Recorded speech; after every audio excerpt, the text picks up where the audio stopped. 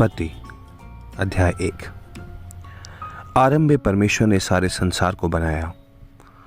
पृथ्वी का कोई रूप नहीं था, उस पर कोई जीवन भी नहीं था। चारों तरफ अंधकार था, चारों तरफ जल ही जल फैला हुआ था। परमेश्वर का आत्मा जल के ऊपर मंडराता था। तब परमेश्वर ने कहा, उजियाला हो। तब उजियाला हो गया। परमेश्वर ने जो देखा उससे वह प्रसन्न हुआ। तब उसने उजियाले को अंधकार से अलग किया। संध्या समाप्त हुई और सुबह हो गई। वह पहला दिन था। तब परमेश्वर ने कहा, आकाश बन जाए, और ऐसा ही हो गया। इस प्रकार परमेश्वर ने आकाश बनाया। संध्या समाप्त हुई और सुबह हो गई। वह दूसरा दिन था। तब परमेश्वर ने कहा, आकाश के नीचे का जल एक जगह इकट्ठा हो जाए और भूमि दिखाई दे, और ऐसा ही हो गया। उसने भूमि को पृथ्वी और जल को समुद्र नाम दिया।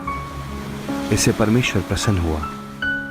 तब परमेश्वर ने कहा, पृथ्वी पर तरह तरह के पेड़ पौधे, कुछ बीज वाले और कुछ फल वाले उगें, और ऐसा ही हो गया। इससे परमेश्वर प्रसन्न हुआ। तब संध्या हुई और सुबह हो गई। वह तीसरा दिन था। तब परमेश्वर ने कहा, दिन को रात से अलग करने के लिए आकाश में ज्योतियां हों। वे आकाश में चमके, जिससे पृथ्वी पर प्रकाश हो। साथ ही वे दिनों, वर्षों और ऋतुओं को भी बताएं, और ऐसा ही हो गया। तब संध्या समाप्त हुई और सुबह हो गई। वह चौथा दिन था। तब परमेश्वर ने कहा, जल में तरह तरह के जीवित प्राणी हों, हवा में सब प्रकार के पक्षी हों, और ऐसा ही हो गया। समुद्र के सब जीवित प्राणियों और सब पक्षियों के उन्हीं के समान छोटे बच्चे भी थे। परमेश्वर उनके लिए सब कुछ अच्छा अच्छा ही चाहता था। तब संध्या समाप्त हुई और सुबह हो गई।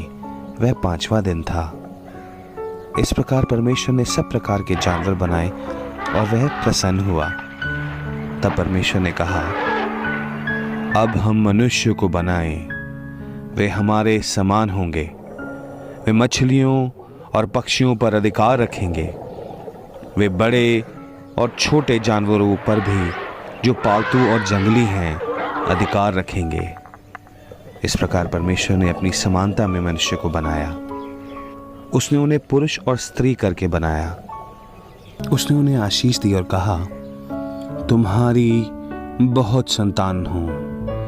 वे पृथ्वी पर चारों तरफ फैल जाएं और उसकी देखभाल भी करें। मैं तुम्हें मछलियों पर, पक्षियों पर और सब जानवरों पर अधिकार देता हूँ।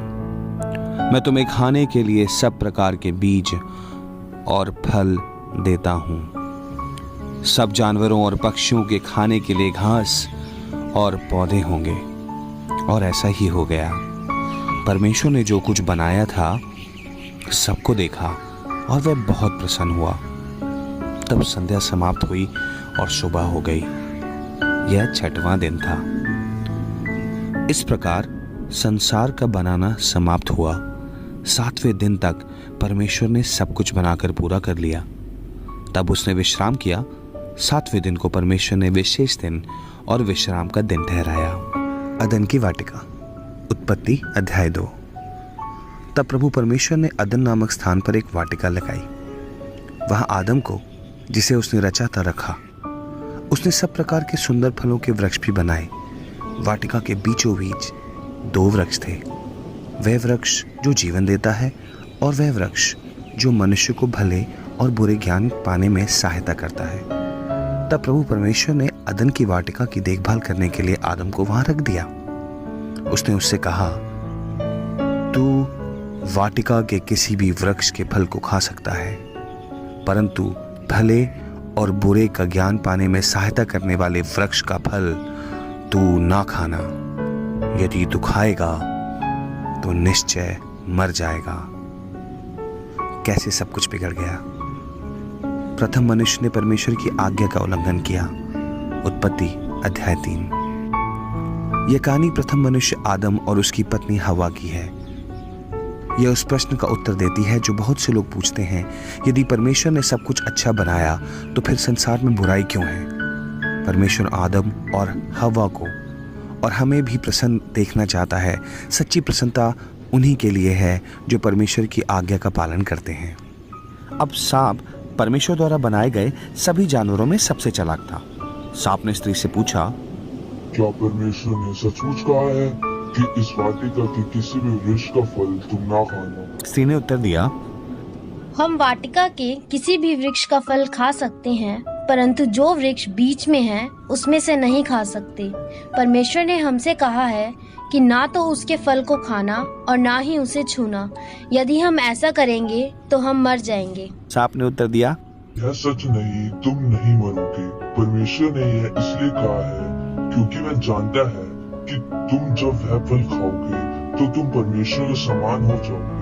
तुम भले और बुरे को समझने लगोगे। स्त्री ने सोचा, यह वृक्ष कितना सुंदर है, इसका फल खाने में अच्छा होगा। बुद्धिमान बन जाना कितना अद्भुत होगा। इसलिए उसने कुछ फल लिए और खाए। तब उसने कुछ अपने पति को भी दिए, उसने भी फल खाए। उसी समय उन्हें पता चल गया कि वे भले और बुरे ज्ञान को समझने लगे हैं। उन्हें पता चल गया कि वे वस्त्रहीन हैं।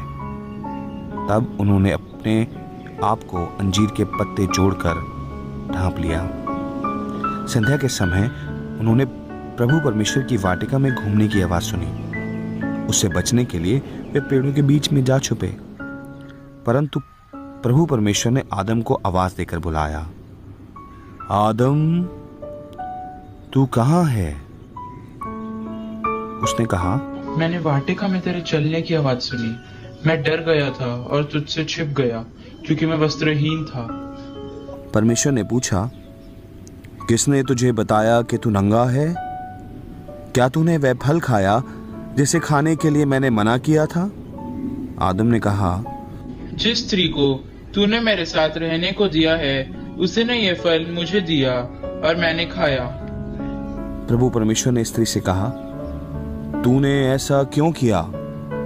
स्त्री ने कहा, सांप ने मुझे बहका दिया था, तब मैंने खाया। तब प्रभु परमेश्वर ने सांप से कहा, तुझे इस कारण दंड मिलेगा। सब जानवरों में केवल तू ही श्रापित होगा। जब तक तू जीवित रहेगा मिट्टी चाटा करेगा। मैं तेरे और स्त्री के बीच में बैर उत्पन्न करूंगा। स्त्री की संतान और तेरी संतान आपस में शत्रु होंगे। उसका वंशज तेरे सिर को कुचल डालेगा, तू उसकी एड़ी को डसेगा। परमेश्वर ने आदम और हवा दोनों को श्राप दिया कि तुम दोनों कष्ट उठाओगे। आदम ने अपनी पत्नी का नाम हवा रखा था क्योंकि वे सारी मनुष्य जाति की आदि माता थी। प्रभु परमेश्वर ने आदम और हवा के लिए जानवर की खाल के कपड़े बनाए और उन्हें पहनाए। तब प्रभु परमेश्वर ने कहा, अब मनुष्य भले और बुरे को जानने के कारण हम में से एक के समान हो गया है, इसलिए हम उसे उस वृक्ष का फल ना खाने दें जो जीवन देता है। यदि वह ऐसा करता है तो वह अनंत काल तक जीवित रहेगा। इस कारण प्रभु परमेश्वर ने उसे अदम की वाटिका से बाहर निकाल दिया। तब से लेकर उसे कठिन परिश्रम करके उस मिट्टी में से अपना भोजन पैदा करना पड़ता है जिसमें से परमेश्वर ने उसे बनाया था।